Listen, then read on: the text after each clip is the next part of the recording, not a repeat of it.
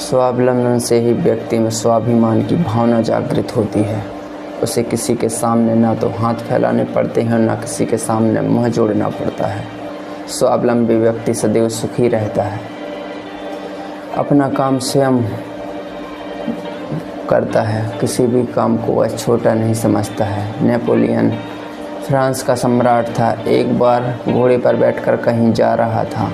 उसने देखा कि कुछ मजदूर मिलकर एक भारी पत्थर को उठाने में व्यस्त हैं और प्रयास कर रहे हैं, और मजदूरों का ठेकेदार उन्हें डांट फटकार रहा है। यह देखकर नेपोलियन ने अपने घोड़े से उतरकर मजदूरों की मदद की और खंबे को स्थान रखवा दिया।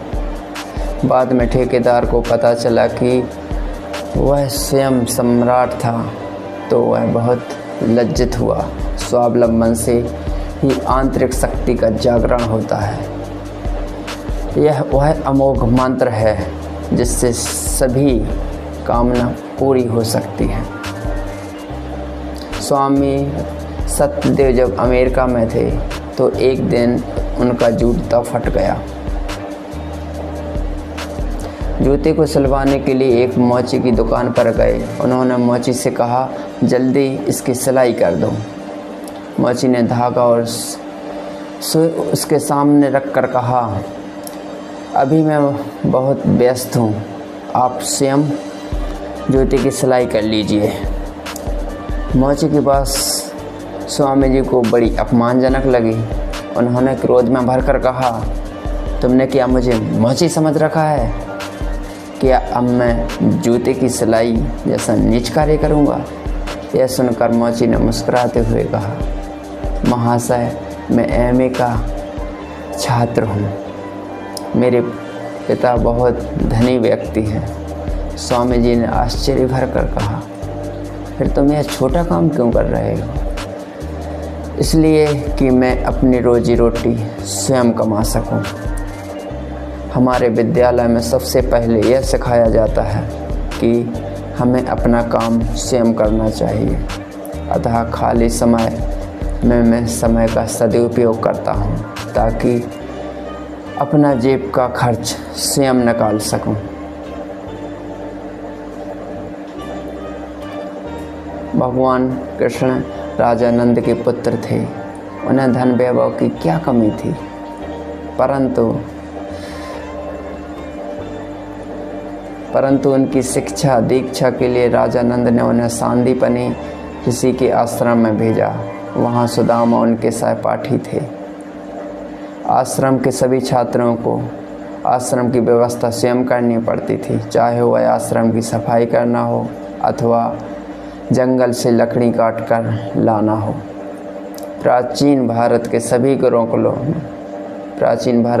गुरुकुलों में शिक्षा की व्यवस्था ऐसी थी कि सभी छात्र स्वावलंबी बने। स्वावलंबन का अर्थ है अपना काम स्वयं करना।